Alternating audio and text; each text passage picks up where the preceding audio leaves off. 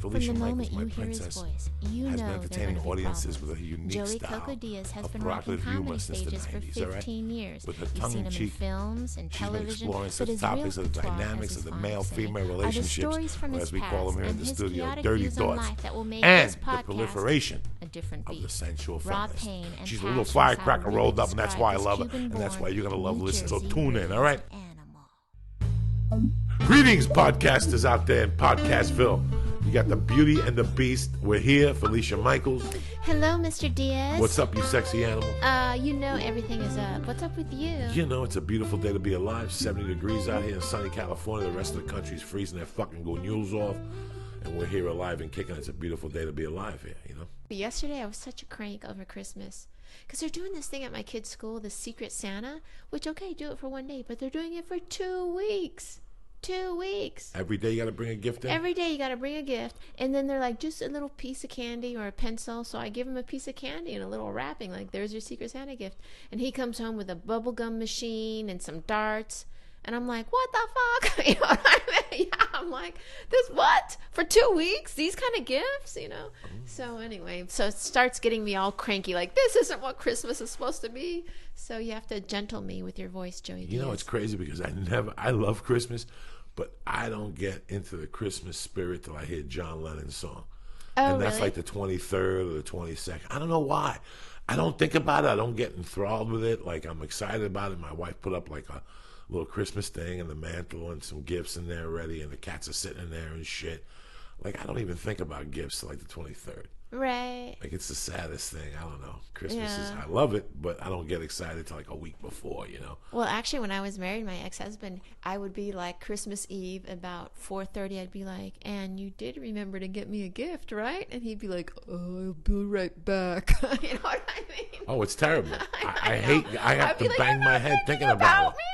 You got to bang your head and think about people and send Christmas cards and who didn't you send it to. And, Right. and I usually didn't like sending Christmas cards, but you have to because it's like you're letting that person know you're thinking about them and stuff like that. You send Christmas cards? I try to. Oh, wow. That's a mark of a very polite person because I don't send Christmas cards. It's you know what, man? When I go to auditions, I send cards to people and thank them for giving Oh, me the you audition. do? I'm one of those guys. I Oh, believe in that wow. little extra Wow. oomph, you know. It's like I try to answer all the emails. You know, you answer all the emails.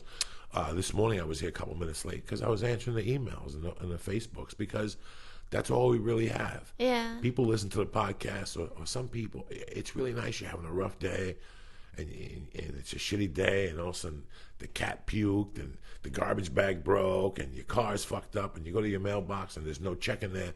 But somebody who you least expect sends you a Christmas card. Oh, And you're right. like, fucking Joe Diaz sent me a Christmas card. Does it have a stamp? Is the stamp stolen? I mean, you know, Wow. you sit there. That's a really good point. In life, you know, I tell you what, man, one thing that I was really for, a lot of people say to me, oh, you know, you had a tough life growing up, but I don't even look at it that way. And I had people who made my day. It's really weird when somebody is your friend and somebody makes your day. Somebody can make, anything can make your day. Sometimes it's an animal, sometimes it's a person, but sometimes even you just calling somebody. Sometimes you're driving and you go through your phone and like, I haven't talked to this person in a while. And you just say hello or something. And when they call you back, they're like, holy fuck, when I heard your message, it made me smile. You know, and you really feel that. And I really think that's special. It's not like a gift or giving somebody money. It's just maybe dropping something different on somebody they don't expect from you, you know. Right.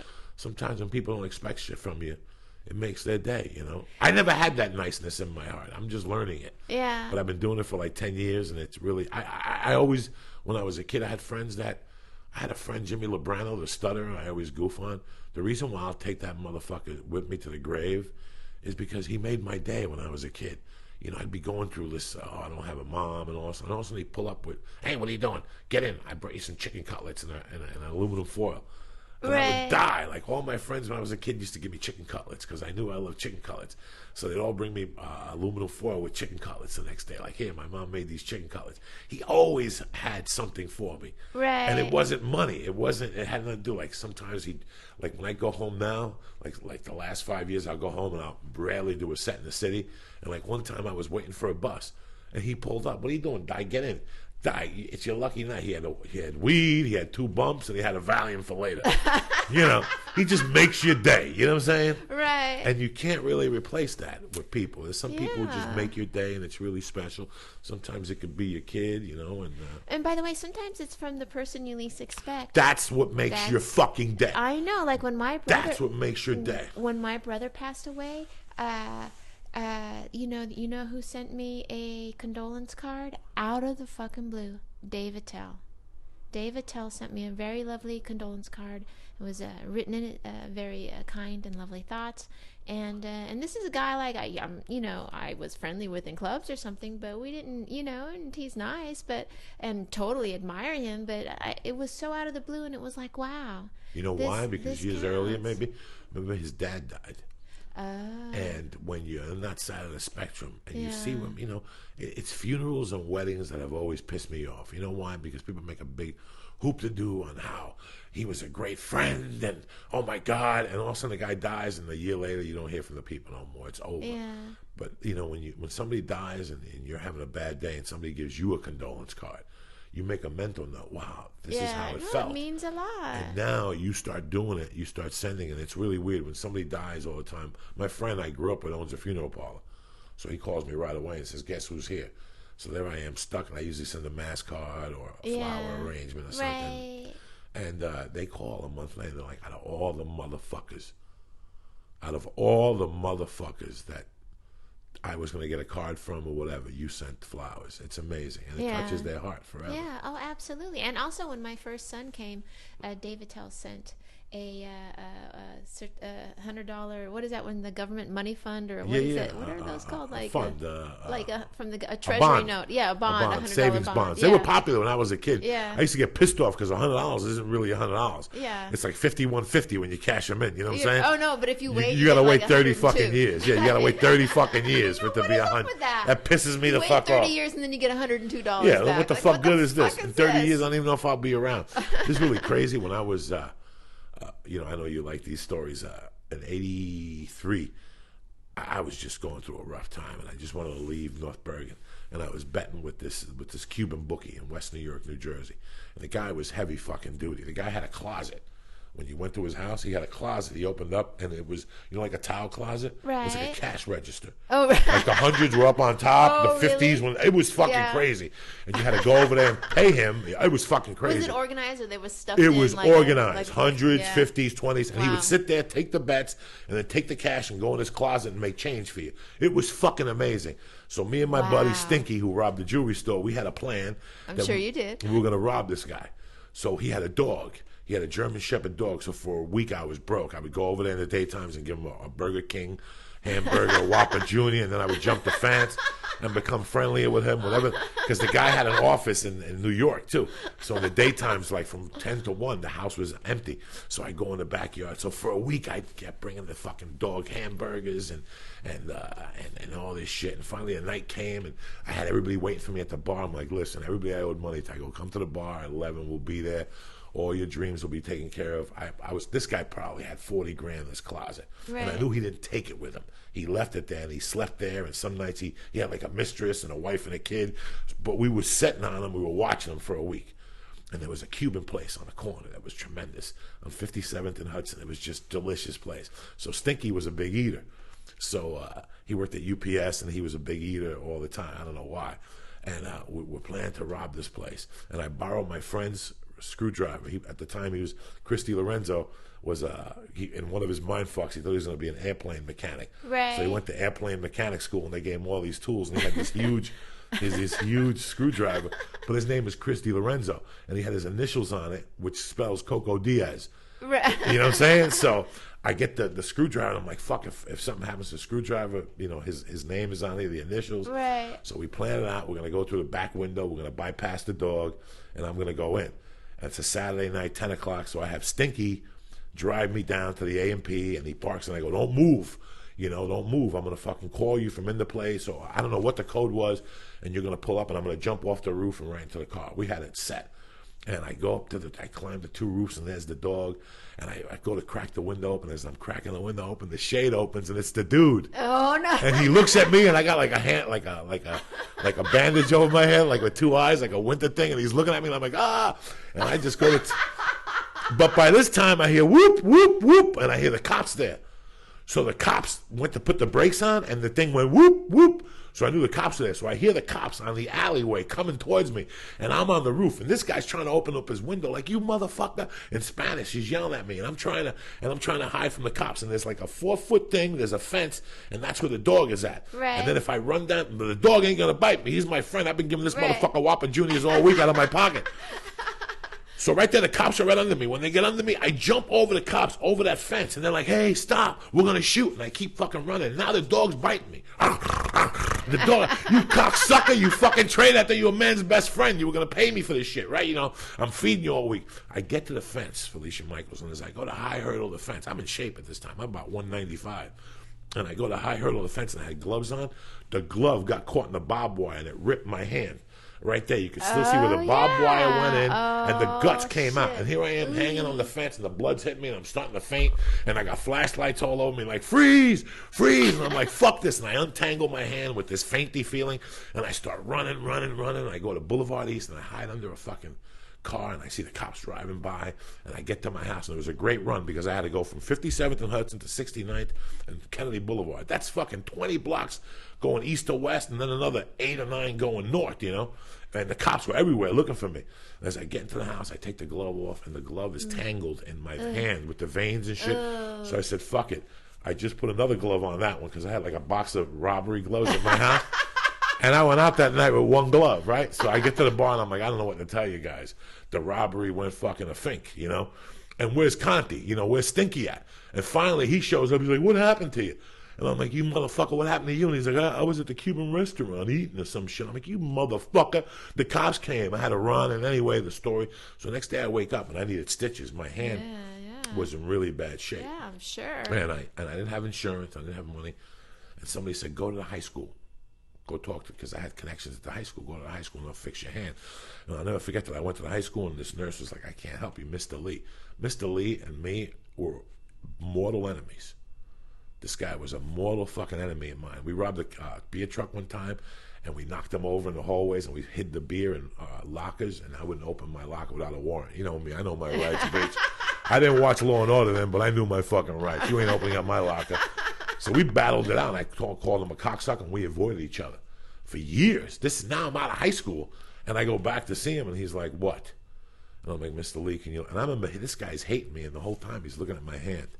And he goes, Coco, as a professional doctor, I'm telling you, you're never going to move that finger again. But he goes, I'm going to bandage it up for you in a way, and you got to bandage it and keep it this way.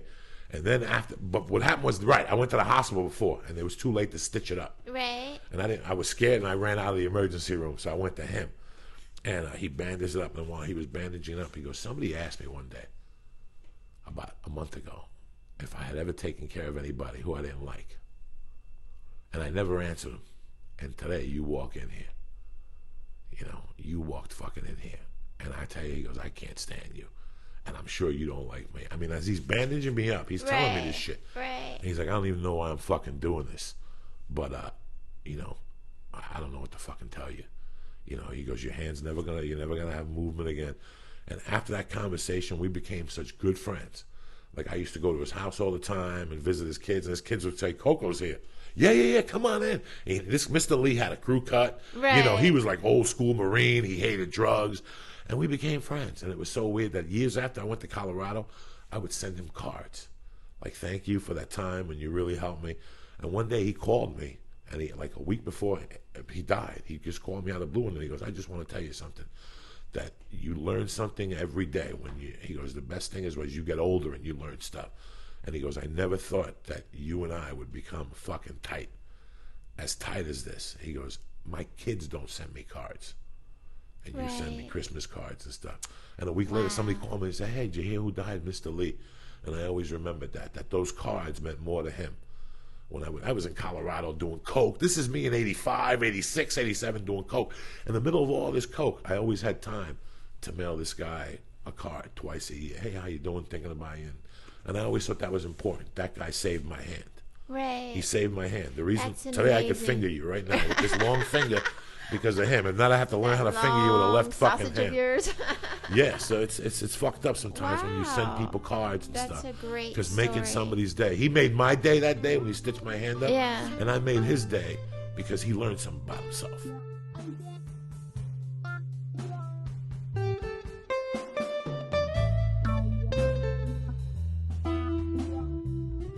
I hate to be a mom, but I'm so glad you shared that with me, because today I had bought them long pants because it's getting cold, and they were like, these pants are not skinny pants like skinny jeans, and I bought them from fucking Tilly's, and you know what I mean, researched the best ones, and I didn't get the goofy ones at Target, you know, school pants that all the nerdy boys wear. You know, I was trying to be cool and funky, and I just lost my shit. Like, yo, you guys can't just wake up at 7 in the morning and put out this negative energy and not expect it to come back. And that's, I love that you told that story, because that totally plays into the whole, when you put something good out, something good comes back. Yeah, it's really weird, you know, when you have bad thoughts.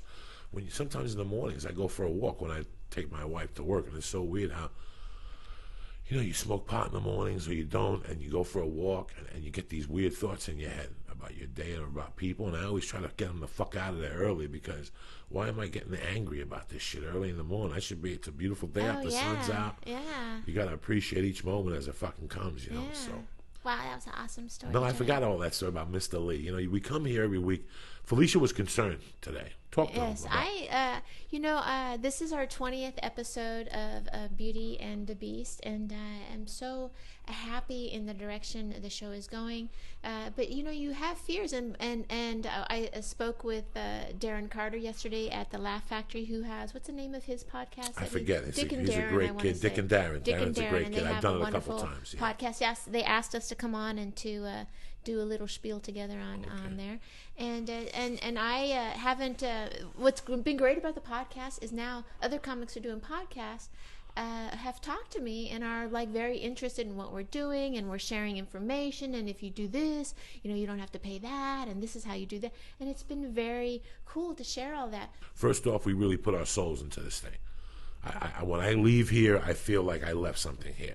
So I know that it's not, I don't come here to talk shit, but we can't always give you Academy Award winning podcast. No, absolutely. There's going to be one or two that, you know, and we had some good stuff on there last week. You know, I talked about burglarizing the mall on Christmas Eve and all that shit. No, that was a great story. Which I never really told you guys, but Right. it's so weird that I want you guys to know that sometimes you're sitting there going, what the fuck are these two talking about?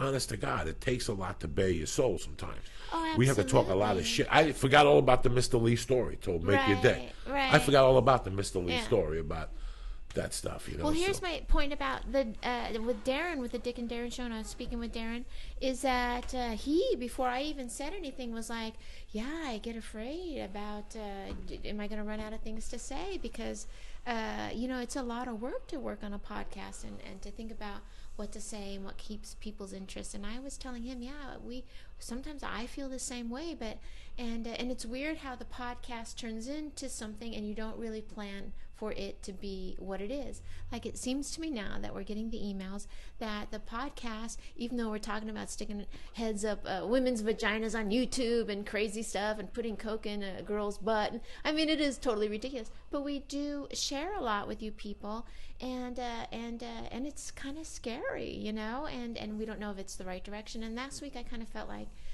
very nervous about it, because I shared about my Crohn's disease, which I have never shared about that before, and that made me very nervous, because I get all weird that people be like judgmental or not want to give me work. No, these people are very supportive, and things are good with it, by the way. It's totally fine. The people now, we have listening are very supportive. I mean, it's really weird that after 20 podcasts, I listen to all of them, and sometimes I listen to them twice. And I think that sometimes people get the wrong impression. Like last week, we talked a lot about cocaine. And I'll tell you what, I talk about cocaine on the radio as a goof now, because it was a dark time in my life. And that's the only way you give it light, is to goof on it. But I don't want you people at home to think that this is a junkie show, or we talk about smoking weed on here. Hey, I am what I am. You know, I love smoking it, but that's me. I hope you people don't smoke, that you people get to enjoy life the way it comes at you. I never want you to think, after 20 podcasts, I talk about drugs to let you know the dark side and the bright side to it. There's a good and dark side to everything. My drug stories were fucking dark. I have tons of them. They were Yesterday on pretty the dark. Rogan show, I was sharing a story about, and it's so weird how now we're talking about sharing stories. I was telling you motherfuckers a story about my friend Danny Bianculo in '87 that, I was trying to get my life together, and he showed up in Colorado one day with all these bags of coke, and he was getting his coke from these Cubans and whatnot, and this was like the epitome. Like, I think about this now. I remember being at his house one day, and he had a big safe, and half of it was coke, and the other half was little bottles of steroids. And he was on, not a cell phone, it was 1987, and he was on a portable phone. Right. Like selling drugs on the phone, talking to somebody. And he had a pile of coke on his safe. And the safe was open, I'll never forget this. And he was walking around with his pants down, with his dick out. And his mother was about to shoot him with steroids. And that was the craziest thing. And I just remembered it yesterday on the Rogan podcast. What? While he's doing coke, it's like me talking to you. Felicia, we're going to do the podcast 9:30 Wednesday. We're going to do this. Let's talk about this. Hold on 1 second. And in the middle of that, he goes, and he would just snort coke while he was talking to you on the phone. And in the middle of all that, in the middle of the coke and the whole conversation, his mom would go, Danny, I'm ready. He'd go, hold on, Mom. Hold on 1 second. Mom's going to shoot me. And he'd sit there and bend over while he was standing, and his mom would shoot him in the head. Ooh, Mom, that hurts. Yeah. Just meet me at Joe and Mary's at 8:30. And his mom would shoot him with the steroid. He'd pull his pants up and do another line of coke. That was fucking craziness. And I would never want one of you guys to be involved in that. Danny's still alive. He's in Pittsburgh somewhere doing some sports betting stuff. But even he must look back at those times. His mother shot him with a gun one time, like in the house, and he ducked and the bullet missed with one of the guns I sold him. One time I brought a half ounce of mushrooms to his house, and I put them on the dinner table because the house was very open. Everybody knew he sold drugs, the mom, the sister. Everybody knew he sold drugs, and he had a little brother at the time. Had to be like 10 or 11, something like this. I mean, the kid was a kid. And when I put the mushrooms on the table, and we're in the other room talking, and we're hearing, you know how somebody's eating potatoes? Just Right. They were really dry mushrooms. And we go on the thing, and he's sitting there in front of the TV eating these mushrooms like they were a fucking candy bar. He's eating these things, and they go, and we're like, give us that fucking thing back. He had eaten like a half of the bag at this time. Are you serious? Yeah, this was fucking nuts. He had eaten a half of the bag at this time. So we're like, what the fuck do we do? So we went out. We just decided to go out and Did party. you take him with? No, he's fucking 10 or 11. We left him in the house. You left the 10-year-old in the that house had eaten a half a bag with of his mom and his mushrooms, sister. And they knew he had eaten the mushrooms? I don't know if they knew he ate the So mushrooms. you didn't even tell the mom or the sister that he had eaten the mushrooms? No. We just left him there. So we go back that night. We go back that night at 2 a.m. after the bars closed. And usually there was action at his house. His mother would be up with a boyfriend. The house is pitch fucking dark. Pitch dark. We walk in, we walk up the stairs, open the door, we turn the lights on. There's this kid sitting on the couch with the lights off, and he looks over at us and he goes, what? I ain't tripping. And we just looked at him like we just busted out in fucking laughter because he was tripping. He was a young kid, and he was. Now that same kid years later went and took a fishing line and put it down a night depository at a bank. Yeah. Like in '92. Right. And fished out like $20,000 or $30,000 in a deposit. Right there on Burglary Avenue. He took the money out and he took a cab to Kennedy Airport. Didn't even go home, didn't get clothes, didn't stop and collect $200. Went right to Kennedy, gave the cab driver a $100 tip, and went to Hawaii. And they caught him because he gave the cab driver a $100 tip, and the guy remembered him. They had cameras outside the night depository, and that's how they got him. That's how they caught this kid. He's still probably doing time. He did like a bunch of time. He was in jail for, but in this fucking house, Right. in this Bianculo. I mean, this house is fucking crazy. I remember being in there one night. I went to pick up coke. I was in Colorado, flying back. I go to pick up coke, and there's a snowstorm in New York. There's one in Colorado, and there's a flood in this house downstairs. And we're snorting coke all night in 2 feet of fucking water with candles. We were in there for like 2 days, just snorting coke with candles like fucking the Munsters. So I don't want you people to live through this because I don't need this shit.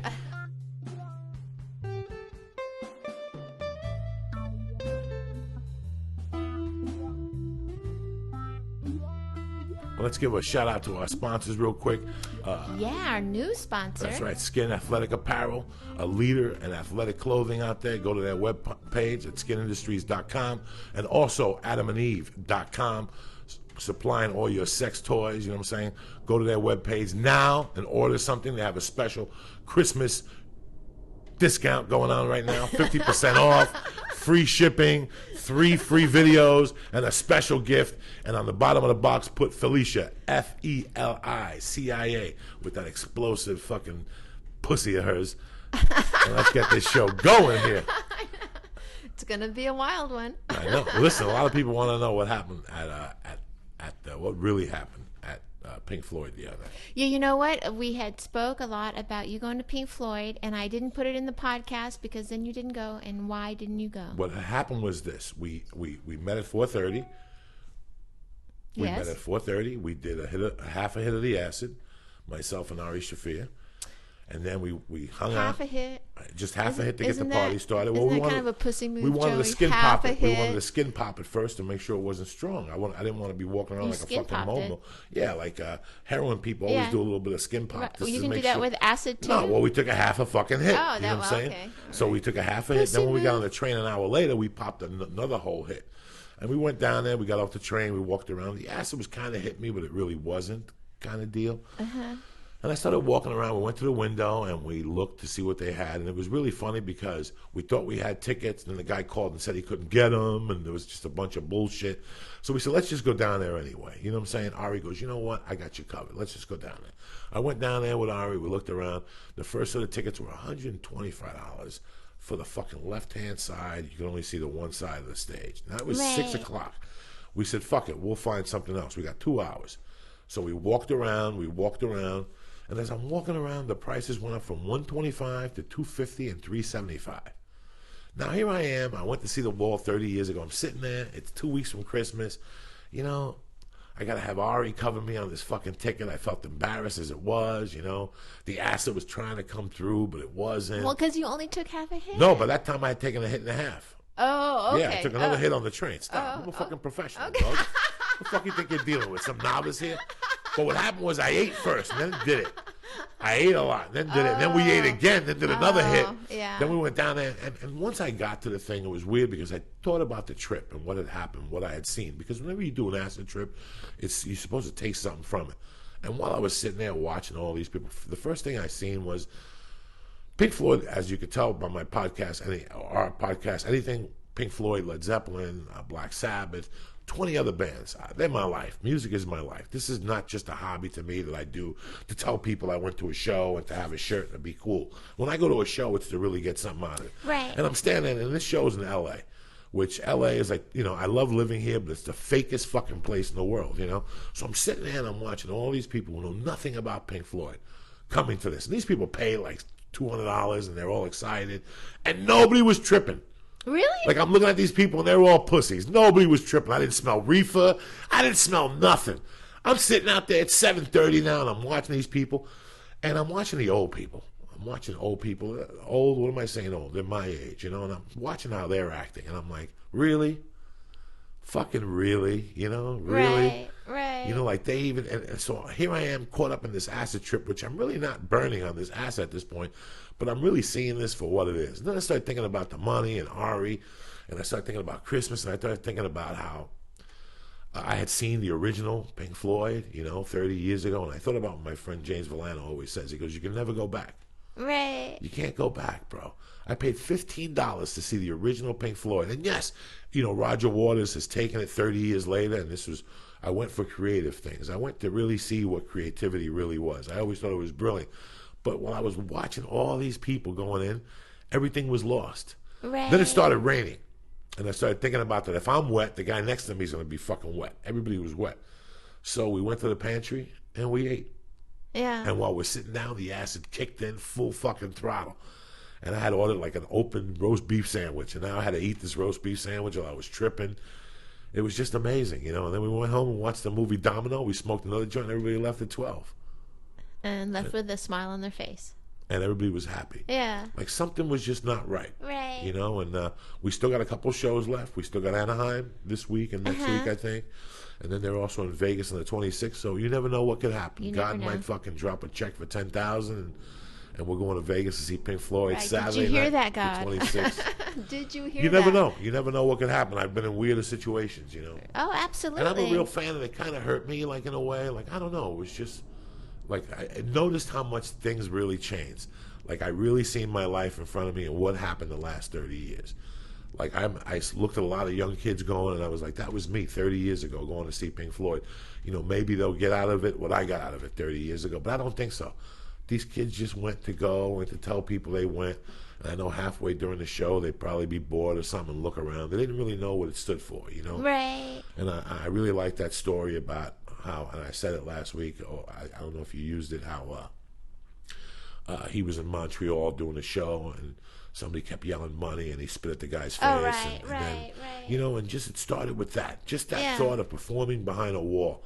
And it started into this thing that's 30 years later. It's getting $375 a ticket. Right. You know, I didn't see it, and I feel bad about it, but the other half about it, I got what I was going to see.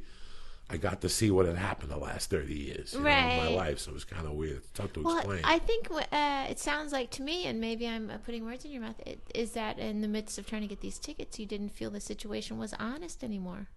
You know what I mean? Like that people going to it weren't going to it for the same reasons you had went to it, and it didn't was feel something genuine. like that. No, it didn't. You know, when I went that first time, I was going to trip. I was going to see, and again, it has nothing to do with the drugs or anything. It's just something. This ain't this ain't Justin Bieber. Yeah. This is Pink motherfucking Floyd. This is 10 albums, 5 of them masterpieces. You know, so it just took some wind out of my sails. I looked at it as it becomes something that I didn't want it to become. I didn't think all these people. What really got me was there were like 8 guys, and we were standing there, and some guy yelled at the other guy, "Team, where are we?" When I heard the guy call on his other friends as team, and they were all dressed the same with designer blue jeans with the button in the back, and they all had the long sleeve shirt with the pointy cowboy boots on, I was like, no. And that's what most people went to that show to do on Monday night. I'm telling you.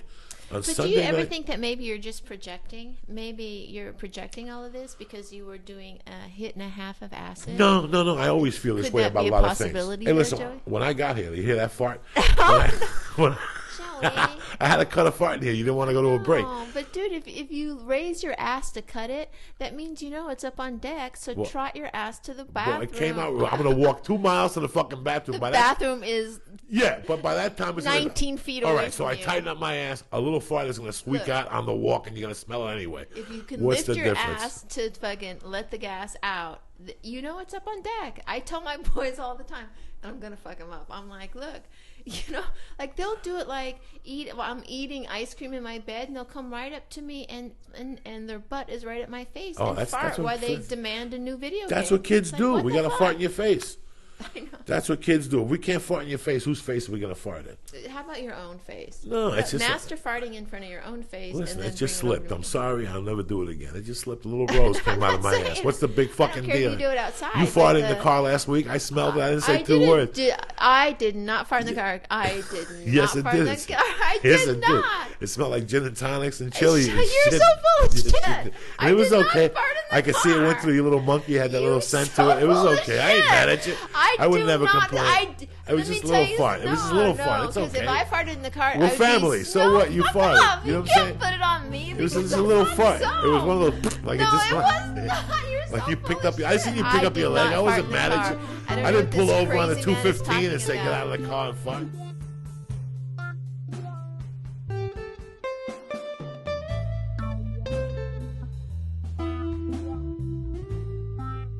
The activity partner took me to the Polo Lounge. Okay. And that's when I got drunk.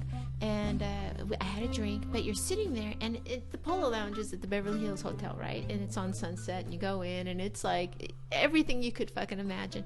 And I'm sitting there, and you just look around, and it's like central casting just went through, like, oh yeah, there's the rich guy with the young hooker. Oh yeah, there's the movie star that's having dinner with his family. Oh yeah, there's the, designer and his team. You know what I mean? Like it was such an interesting thing to like. It was like central casting, and it was just, I can't even talk to the activity partner because I'm just like staring at everybody. Because it's weird when you get into a vibe like that where it's just seems so fake.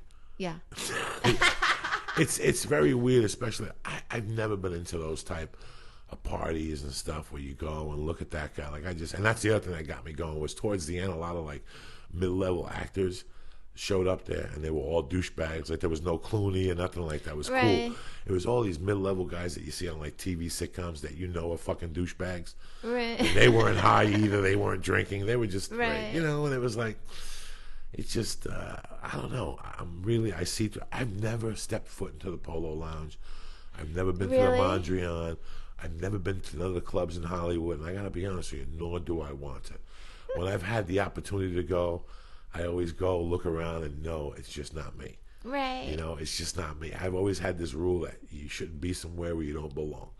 Well, don't get me wrong. I enjoyed myself. Oh, I know you did. You love all that shit. I Well, just... no, I don't love it, but I find it interesting. I think it's interesting to see people from all sorts of different walks of life, and I would feel the exact same way if I went to some shithole. Like my favorite bar, by the way, is the Chimney Sweep on Woodman in Sherman Oaks. That's the one with the fireplaces and shit like that? It has a big fireplace. And Yeah, it's it's a like cool it's place, a you know, it's a shithole, but man, it's a fun place to go. And then you go to Carnival next door and eat, and it's, you know. I like street everything. stuff. I I've like always variety. like the last really good time I had was in '94. Me and Anthony Veneri, the guy that owns the funeral parlor, went to 15th Street and 9th Avenue, and there's just some sloppy fucking bar in there with a black bartender.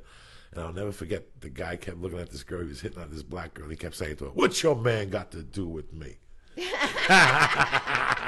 And every time people get into a conversation, they go, "Hey, what's your man got to do with me?" That is. I like funny. crazier places. I don't know why. Like when I go to Yeah. those reform places, I just feel really weird. I like people watching. Me but too. I also Yeah. feel really fucking weird, especially in this town, because it's all about who's pulling up with the BMW. I've never fallen for that from day one. Like I was never really into that shit from day Right. one. Like it just seemed so fake to me. Like, oh my God, that's this guy. And, you know, in my eyes, if you don't want people to talk about, if you don't want to be on TMZ, you won't be on TMZ. Right. Do you follow me? Yeah. If you don't want to be on TMZ, trust me, you won't be on TMZ. If you want to be on TMZ, they're there for you. You follow Would you me? ever want to be on TMZ? No. Really? No. I don't like, you know, listen, you got to assume that I'm stoned 74% of the time. When I'm stoned, I'm an only child. I like being left the fuck alone. I don't like sitting outside and al fresco and so people could see you eating. I don't like convertibles so people could see you in a car. I don't like loud music in my car to set attention off. I've never been one of those people. I think it's creepy. When I see it, I see right through it. You know, like I see right fucking through it. And it just destroys my insides. Really? Yeah. I don't like Yeah? none of that shit. I don't like the whole, you know, one of the things Pink Floyd wrote about animals is a book called Animal Farm. Right. They based that album off that book. And But you don't think them selling $300 tickets is practicing Animal Farm? You know what I mean? well, no, an extent of it is, but the part of it that it breaks it up into people with sheep, dogs, and pigs, you know, and it's so weird. Like, one thing my mom was a criminal and she raised me in certain ways, but one thing she always instilled with me was to be an individual. Like when I was 12, I did not like Saturday Night Live, even though it was the height of it. People would come home, "Oh, Mr. Bill," and I would sit there and go, "I don't know what the fuck you motherfuckers are talking about." When people see movies today and they all say it's great, I fucking get crazy. I've never seen Avatar. Really? No, it took me a year to watch that fucking one about Vegas where people went and they passed out, and it was mediocre. It was no fucking Academy Award. Oh, winner. it took me a year to watch it, but I liked it. Whatever it was, it was Hangover. okay. I Yeah, liked it. And it's so weird when you see something and you're like, that's just a phase. Yeah. When you see something in life and you figure it's just a phase. And it's so weird because Madonna wasn't a phase. You know why? Because the bitch is still here and she'll pop something out once a year, every 18 months.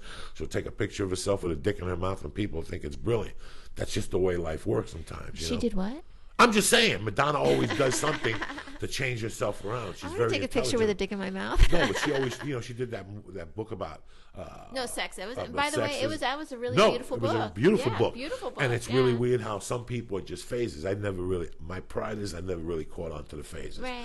Like I've never, like the phone, I don't have an iPhone. I will not get an iPhone. You will never catch me with a fucking iPhone. Yeah. I can have $20 million. I will buy a scooter and have a Chinese guy pedal before I get a BMW. Just out of fucking purposes. Right. Just out of GP. That you can live without this shit. You know, just Oh, something. you can absolutely live It's without just so it, weird yeah. how I don't like the whole, "Oh, I love him," that mentality. I want to hear one person say, "I fucking hate that cocksucker." But everything in this town is, oh my God, I love him. He's so funny. Do you really know that fucking guy? No. Then how the fuck can you say that shit? You know what I'm saying? This is why I love this podcast, because I could open up my soul. Right. I could open it up, and either you like me or you fucking don't, you know? Yeah. Some people wouldn't have the balls to do this, you know? Some people would do a podcast from a different avenue, looking down at or whatever. I like looking up. Right. And there ain't no fucking up. You follow me? It starts here and it ends here, motherfuckers.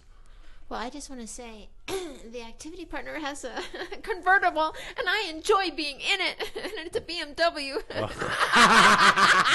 When they pop that top down on the 405. And then you get the desperate people that pop the top down even when it's cold. I want to pull up next to them. We drove to San Francisco. We put the top I want to down. stab those people in the neck. Because no matter how cold it is, they want people to know they're in the fucking convertible. And if you've been in a convertible, it's a piece of shit. There's always a draft. There's always a fucking wind thing. You got to get out and pop the fucking thing. So it ain't cut out to what it's got to be. You know what I'm saying? It was fun, I tell you. And we went to San Francisco, and we drove around, and I had my scarf on, and it waved perfectly in the wind, and I got a little sun kiss, so I looked as pretty as an old raisin can look. No, it's just really weird. I don't want you to think I'm talking bad about you or an activity part. That's just not my bag. I just don't see it. I get it. I just don't want to be a part. It's like people with tattoos now. Everybody's got a fucking tattoo. Yeah, that part. Yeah. To me, it's like right now, that's how they're going to identify you.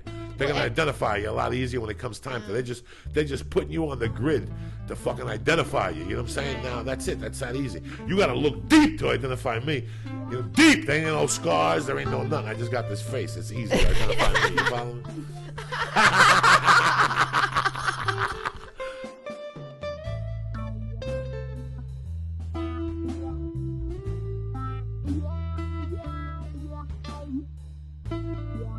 Before we get this started, how about a yell out to our sponsors? Skin Industries, a leader in sports athletic apparel. Go to skinindustries.com for more. Check out their stuff. And also adamandeve.com, supplying the goodies. You follow me? And we love goodies. In fact, we had our show last night. Yes, it did. It did great. It was great. We had a great turnout. I'm happy for you people coming out. We love you. It was really wonderful. We gave away a bunch of T-shirts from Skin Industries, by the way, which is sponsoring a Beauty and the Beast T-shirt. And soon there will be a link on our website where you can go and buy a T-shirt. And they're fucking pretty cool T-shirts, I gotta tell you. Not because I'm selling them or whatever, but they're pretty cool. You know me. I don't sell shit just at random. And this is something Felicia and I thought about. And it's a beautiful thing for our fans. And we love you guys. And that's it, man. Yeah, and we gave out dongs and hard-on cream. Yeah, which I'm going to try the hard-on cream. Are you really? Sure, I got a problem with prematuring every once in a while. My thought goes away from me. I'm thinking of something. Next thing you know, 30 seconds, I come. So let me ask you this. But if you put the hard-on cream on your, member, and doesn't your hand get hard too? I don't know. I know that listen to this, about 30 years ago in 84, I went to Miami one time. And I got locked into a hotel room for like 2 days just getting high with some people. And then they left, and I had this big suite at the Hilton. And one of the things they had was like a fat loss cream that you rubbed on your stomach. And I wasn't fat then. This is 84. I was in good shape. But I thought the fat loss cream was something for your hair. And I put it in my hair. You should have seen my hair. It was like fucking sticking up like really? Zsa Zsa Gabor before the operation. This is fucking crazy. That is so funny. You don't know what you're rubbing on yourself nowadays. So you got to just test it out. And I don't know. I'm not going to put the hard-on cream on. I'm going to try the other one, the longevity cream. Oh, the longevity cream? Danielle Stewart says it just desensitizes you. Yeah. That's why. So maybe it's like putting a Coke rock on your helmet. We discussed that. I don't want to get back into that disgusting topic anymore. Oh, please. By the way, Danielle was awesome on the show. Danielle Stewart is a comedian and a filthy little girl and a delicious little piece of meat. And she came and was on the show. Ari Shafir was on the show. The Flying Jew representing. The Flying Jew. He came down. That's my dog. Yeah, and it was a great show. Yeah, for sure. And if you want to hear more about Danielle Stewart, go to danielstewart.com. She does these like sexual video podcasts, like these little things, and you can look at it off like how to give a guy a blowjob. And she's super fucking hot. So if you just want to take a peek to see what the ladies That's the kind of people we hang out with. People who do videos about how to give blowjobs. You see what I'm saying? That's right. We ain't messing around here at Beauty and the Beast.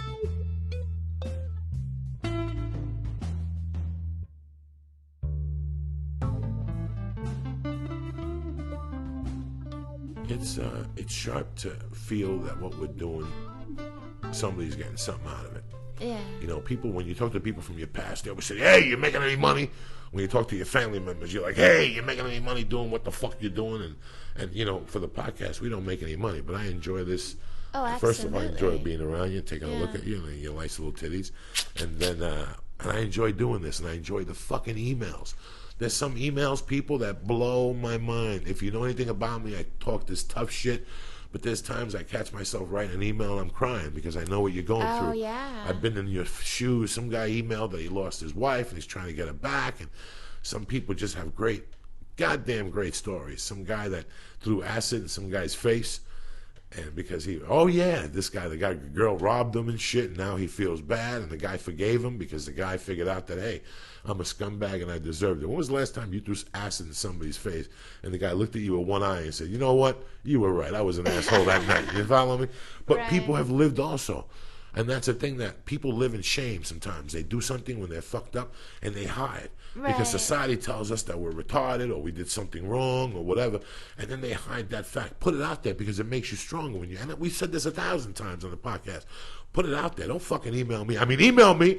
Let me know what's going on. And then there was another guy who said that he hid it from his fiance. All these years from Cherry Hill, New Jersey, that he hid it from his fiance. And then when he was told younger, her, he had done a lot of petty crime. petty and then he crime and told shit. her And then he told her and everything was better. You don't know how many times I've hid stuff from people. Oh, that's the worst. And when it's you the have to hide fucking worst. stuff. I have a friend who's engaged with a girl, lives in his house, and he still has to take a ride to sell weed. And I'm like, if that bitch finds out, she's gonna fucking flip because you're selling weed, and she don't care. She don't give a fuck. But if you ain't honest with them, you're not gonna come back at them later on. And I'm hey dog, for 5 years I lived in that house with that woman. I snorted a pound of coke a week, and I thought she didn't know. She knew something was up. She ain't retarded. You know, you look at the ATM and $60 gets taken out 4 nights a week. Well, where are you going at 12 o'clock that you need $60? You follow me? And they put the pieces together. They watch CSI. They're investigative reporters now. Women, it's in their fucking genes. Right. You know, these guys think that, oh, no, I'm doing this, and they don't fucking know. And you know what? Just tell them from the jump. I have a friend in Rochester, another fucking clown. He's with the girl, and he has to leave the house to smoke pot. Then he was going to take a trip with her for 8 days, and now he's calling me like, what do I do? You should have fucking told her. You should Now you always got to say smoke. Now something, you got to yeah. you hang out with her like she's your mother. You got to put Visine in your eyes and breath mints and Banaka Right. and fucking Coke One. You got to rub it on yourself like a 13-year-old. Just tell them. If they're not going to be with you over weed, then they don't deserve to be with But you. it's hard. I mean, I know when I have, after my divorce, dated people, because I talked last week about my Crohn's, which is in complete remission right now, and it's doing fine, and everything is great. But it's an awkward thing to bring up. You know, I feel like sometimes I the first guys that I went out with, 2 or 3 guys, I kind of hid it, or hiding the fact that, you know, my husband started fucking the girl that was my friend. You know what I mean? Like, that's embarrassing, and I hid it, and I was embarrassed of it. Or the fact that I was a stripper, that I was in Playboy, or you know what I mean? It's embarrassing, but the truth of the matter is sometimes you project how other people are going to think when other people aren't really going to think that. And if they do think it, fuck them. Fuck them. Fuck them. That's not the person you're supposed to be with. Or around. Yeah. Or around. If people don't get what the hell. Yeah, I hang out with a lot of people who come from awkward backgrounds, and I enjoy them because they're completely different from the norm. Yeah, I enjoy even 20 minutes. I know a guy that's a drug dealer still, and I enjoy talking to him on the phone. He's not in my fucking car. I ain't going to go to Jamba Juice and get a Jamba with him. Right. You know, I don't want him in my car because I know he's got a G-Boat too in my car. Not because I don't trust myself, but because with my luck, I'll get pulled over. Oh, exactly. And I got to tell you people that, he was in my car and I didn't know. You fucking knew, cocksucker. Right. You knew, what am I? Michael Irvin? I didn't know the pipe was in my glove compartment. Right. I hate when people do that shit. Cop to it and we'll work it around a different way. But on the other hand, I didn't know you were a kidnapper before. Yeah. We were in the guest house of my little, you know what I mean? Hey, and you would have never believed it. I would have never believed it. I was totally Some shocked. people, you just never know. I met a girl about a year ago, and we started talking. And like 3 months ago, she's like, can I talk to you about something? For the first 10 years I was out here, I was sucking dick for $1,000 a night. Really? Sucking big dick. Got a big house in the mountains and everything to prove it. Yeah, and she goes, you know what? I went away for a year, and they thought that I went back to Connecticut, and I came back now, and nobody remembers me. I haven't bumped into anybody. She goes, but for 10 years, I was out here sucking 3 dicks a night. Wow. Anywhere from $250 to $1,000 a fucking knobber. And she goes, I put away that money, and everybody kept, and how embarrassing was it? And I look at this girl, and I'm like, she's maybe a 6. Really? Maybe, like on a good day. Wow. But she got that look in her eyes. She could suck a 12 dick. Like you can see that she did it for a reason. She just figured it out. Yeah. Listen, I'm gonna suck 1,000 dicks to get my goal. Let me suck half of it, get my goal, get some dough, put away some action. I'll be a real actress out here, and nobody will ever know. Right. Oh, $1,000? One night, just Wow, fucking suck. she must be really good at it. Hey, she's Because a lot of women say they're good at it, and they're not really that good at it. It's the image she had. You ever go to a strip club and there's fucking girls with big tits and black girls with big asses, but then there's this little sleeper girl in the corner that has medium tits but wears a Catholic school skirt. And she comes out and she's gentle, and when she asks you for a lap dance, it's 20, but you will give her 30. Right. Because she makes you feel bad of asking her. And that girl sucks 10 dicks a fucking week, but the way she comes across on that stage, she's a fucking man-eater, like Hall & Oates did in 82, you know what I'm saying? That's the one. You ever figured out a strip club, you're sitting there, you're like, how does that bitch make so much money? She's not giving hand jobs. Right. It's an image. Yeah. It's an image that she might, and that's what all the girls do, but there's always that one girl that just has that. And you have that. You must have been a fucking Houdini. Oh, no way. You know what? Because I told you I was awkward at it. You know, like, doesn't matter. You have that soft look, but like you wash your hair with ivory. My friend Jewel Shepard, she had a whole spiel, like, you know. There's girls that are 5. Costumes. Yeah, there's girls that are a 5, but their hustling skills are 10. They're going to get you for a 20 or a 30, and then they're going to take a 20 out of your pocket while they're giving you a dance or a gram of coke, because they're part-time pickpockets too, those dirty whores. Yeah. Then they're the ones that are 10, that are conceited, and walk up to you and don't really touch your cock or whatever, and they make an okay living. But there's always that squeaker, that little girl in the corner that doesn't suck dick, but makes tons of cash, has perky titties, not big, not voluptuous, but has something that the guys dream about. That's the one you want to trick. That's the one. And while she's giving you a lap dance, she's so good that you feel guilty about even getting a fucking hard on. Oh, please. Please, that's the one. Please, that's the one. But my friend Jewel Shepard, she was like a 10, and she was like one of the street smartest girls I ever met, and she was sexy, still is sexy, and she would come out and give a show, and it was pretty fucking hot.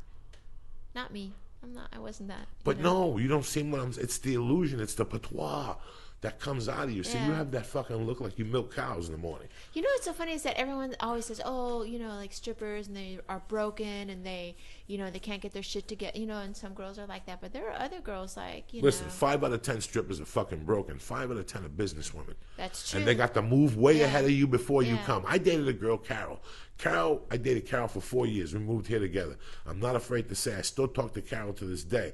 But in real life, Carol is the biggest fucking dirtiest whore I've ever been with in all my life. And I love her to death. We just spoke last week. We talk around the holidays. We always talk. If it wasn't for Carol, I wouldn't be here with you. We moved here in a fucking RV.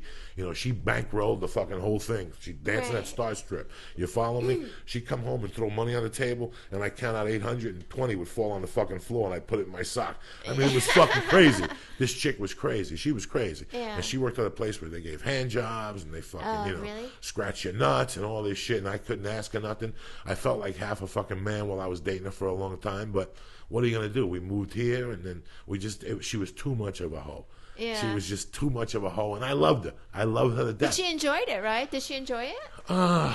It was the rockiest relationship. It was like something that you look at years later and go, what the fuck? There was arrests. There was restraining orders. I mean, it was one of those relationships. I mean, one time we were in Seattle, and we kept fucking, even though we had a restraining order. I got into a fight with her and her ex-boyfriend was like 90.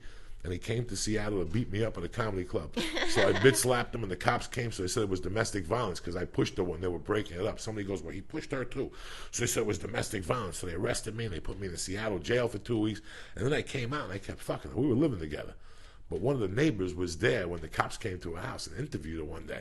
So one day I'm with Josh Wolf, who's always on Chelsea Handler. We had an apartment together in Seattle. And it's a Monday morning, and Josh Wolf says to me, dog, I got 8 hits of ecstasy. Do you want one? Because it's left over. I'm not going to do nothing with it. So it's Monday morning. I got no appointments on the book. It's like 11 o'clock. It's like 10 in the morning. And I said, fuck it. I'm one of these guys that pops it and forgets about it. So I popped a hit of X. I go to eat lunch with a bunch of guys at Swanee's, where the Comedy Underground used to be downstairs. And at the time, I was living in Bellevue, but myself and Carol lived in whatever beach, Alki. We had a little condo on Alki Beach. It was like $800 a month. So she kept calling me that she was horny and all this shit. She had already put pictures under my door of a pussy. She was crazy, Carol. Right. So in the middle of all this chili and fish and chips, I got to ride down to Alki. I bang on her door. She opens the door. I go in. We start swapping spit. I take her in the back room. At that time, I gained like 20 pounds. I had a little bit of a belly. So I don't even remember nothing. I take her down. We start fucking, and we hear dun dun dun dun dun. Seattle police open up the door. Like the people next door called the cops on me. Right. So I say, what am I gonna do? She goes, go under the bed. So I go under the fucking bed. The cops come in with their guns drawn. They're looking for me. They're like, he's not here. And all of a sudden I hear shh.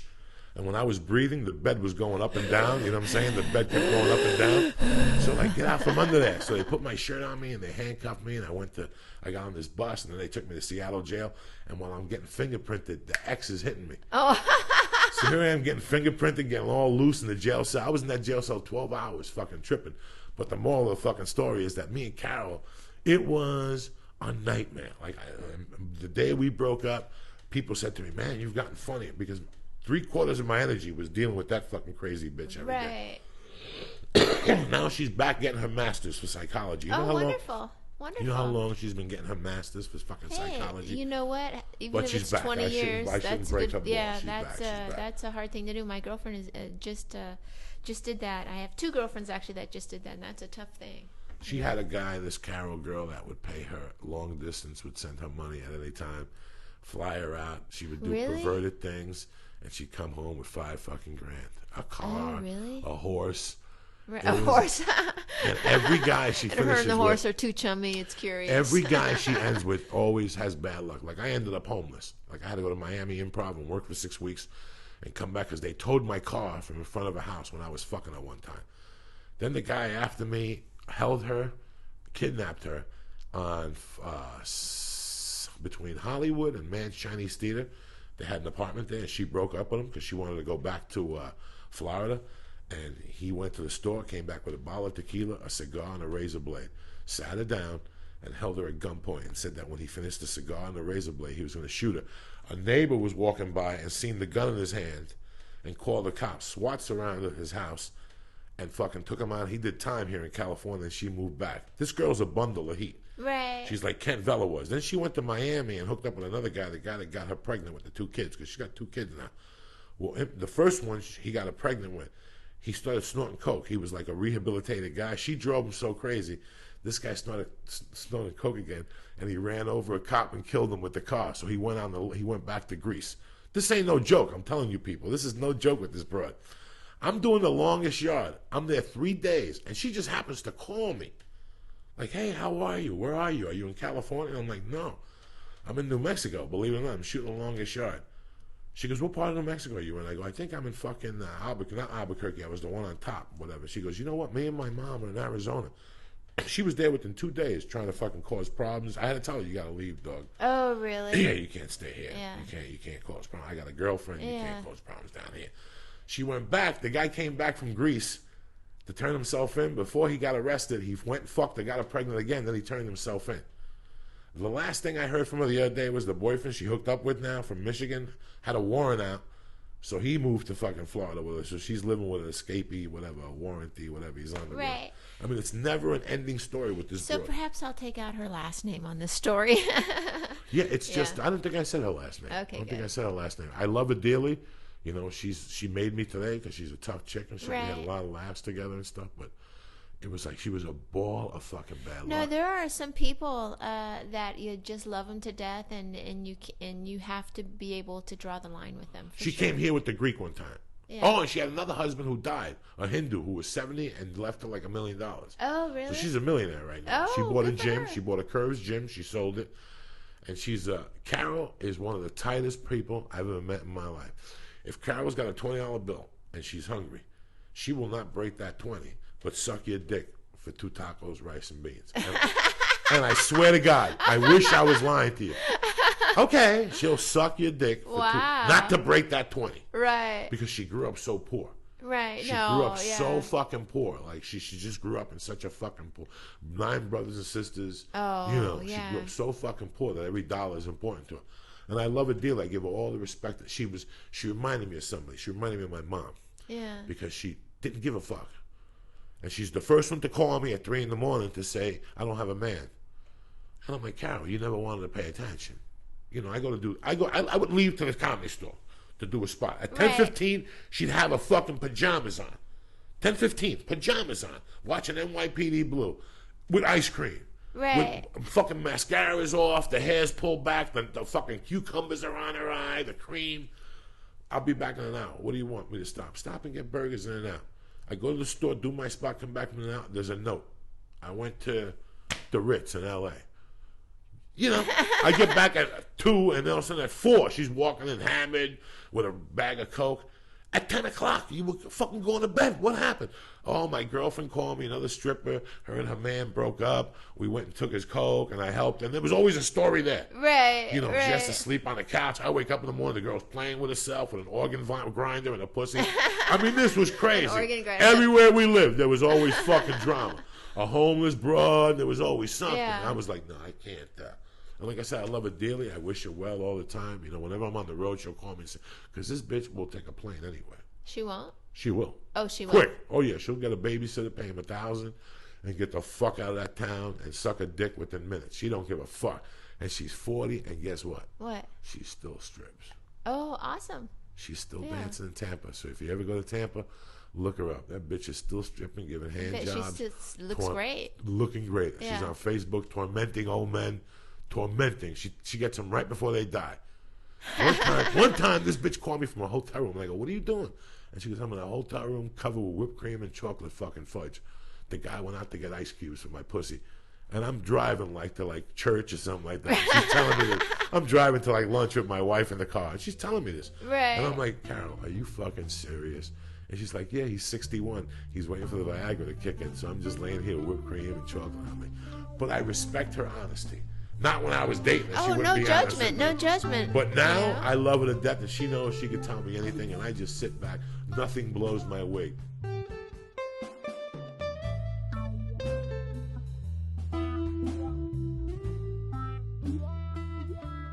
This is the time of year, you go to school excited, you're playing the Secret Santa. Like after my mom died, I had nothing for those 2 years during Christmas, and I would just cover up with alcohol and speed. And I told you that one time I went to the Meadowlands Inn, that bar. And I went there the night or 2 nights before Christmas. And that's the night that the chick put the glasses in the guy's pussy and all that shit. Yeah, glasses. She took the guy's false teeth and put them in her pussy that night. I told you about that, right? At the Meadowlands Inn. So I bought false teeth? No, I don't remember I bought a gram of speed at that bar that night. I was 16, maybe 15. I bought a gram of speed and I went. And the next day was a half a day at school. It was one of those 7 to 11s, and we already had a plan. We're not going to go to homeroom. We're going to get a couple cases of beer and get fucked up.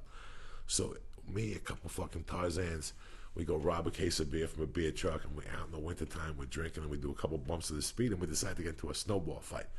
So we're throwing snowball fights back and forth around Kennedy Boulevard, back and forth at each other. And while the fucking thing is going on, ooh, a little fart for you. Stop that. Fart. That's a little fart. That was a little. I had some pork chops for breakfast. Jesus Christ, trot your ass to the bathroom. While we're driving back over there,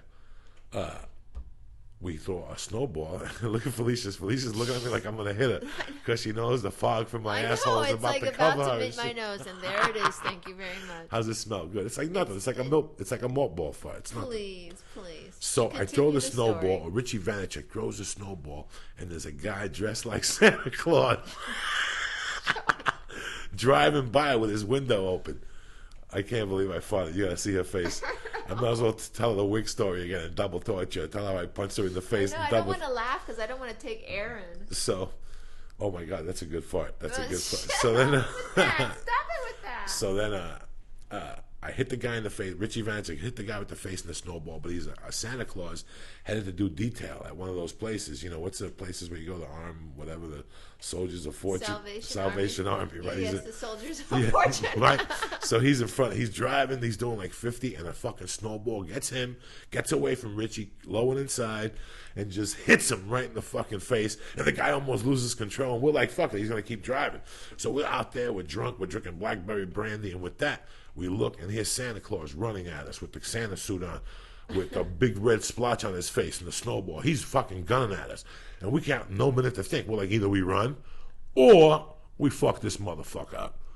So as he gets close to us, Richie Vanchik lays on this guy, and all three of us get into Santa Claus, and we're just beating the fuck out of him on Kennedy Boulevard. You beat the fuck out of Santa Claus? We're 15, 16 years old. We're just hitting him with lefts and rights. Boom, boom. His fucking Santa Claus suit's ripping. Terrible. He's a fucking man. He's a 40-year-old man. We're kids. Right? So we're scared for... Oh, that fart is good. We're scared for... It's from the root of the muffler, that fart. You follow what I'm saying to you? Geez. So we beating the fuck out of Santa Claus. He's yelling and screaming. Kids are driving by, beeping the horn. Beep, beep, beep, beep. We're dragging them off the thing because there's ice and snow all over the floor. We're like people driving by with little kids and they were crying. Beeping at us the whole make fucking them thing. Stop beating Gets up better. Santa The cops Claus. come and make us stand up and put us all against the wall and frisk us. But Richie Vanchik, his father was a cop. The other guy's father was a cop. So here we are against the high school fence because there was no wall. And they're frisking all of us for weapons. And Santa Claus is bleeding from his nose. His ear is ripped. His costume is ripped and shit. And kids are beeping, crying, it's Santa Claus. Oh. And they let us go. And that's the North Bergen. That you asked me what one of my favorite Christmas stories were, and that's it. Beating the fuck out of Santa fucking Claus? jack that Yeah. motherfucker Did up. he have like a pillow in his tummy? No, he was just getting prepared to. We fucked him up, really? though. It was pretty funny when we were fighting. I couldn't believe to this day You we're fighting Did fucking Santa Claus, was he able to get one? Yeah, he got he smacked me a couple times. He Oh, he pulled our did? hair. Yeah, Yeah. he was going down. He was slippery. So you motherfuckers were definitely on the naughty list. Oh, please. We didn't get Ugats that year. We got nothing. We got a free pass to the Meadowlands Yeah. Inn. Wow, that is some crazy. That's crazy that you beat the fuck But out think of of my Santa state of Claus. mind. That was my state of mind Yeah. Christmas in those years. And I wasn't violent. We didn't hurt him. We didn't break a rib. We didn't mug him or nothing like that. It was just a couple slaps and we broke his red Joey, suit. You beat the fuck out of Santa Claus. You gotta do what you gotta do You know sometimes. what You I know what mean? I'm saying? Like- You're having fun as a kid. I told you, when I was growing up, I had fun. And especially after my mom passed, because I had no safety net. Right. I went balls out. Fuck it, let's do it. We used to run out of Chinese restaurants, dine and dash. You never dine and dash out of a Chinese, out of the Wing Fong restaurant on Burgerline Avenue? That was the joint. I used to get so good, those fucking Asians would play a zone defense against me. You know what I'm saying? I'd go in there. They knew when Papa was headed for the door.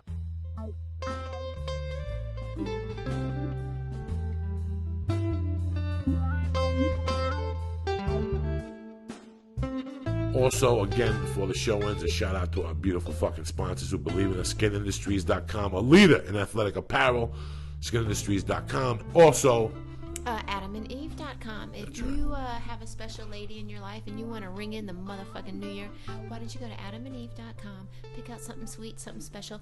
I did want to try the nipple clamps. I was hoping they sent us a box of stuff to give out at our live event. I was hoping nipple clamps. you never let me sniff your titties yet. I still live I'm to not sniff gonna your let you just sniff one my- tit. Just really? one tit. Really? I'll let you sniff my third one. No. What? Just a little. I want to snip your nipple one time. I want it to go in my nostril and torment some fucking nostril hair. Right. Well, that actually might be pleasing. But if you go to Adam and Eve and you go to the promotional box, if you buy something, go to the promotional box, put in FELICIA. You will get 50% off. You will get 3 movies. You will get some sensual lotion. And free shipping. Free shipping. Free shipping, people. Do it now before the holidays. Put FELICIA in there. We get credit. Everybody's fucking happy. All right? What are you bothering me for? Much love, people.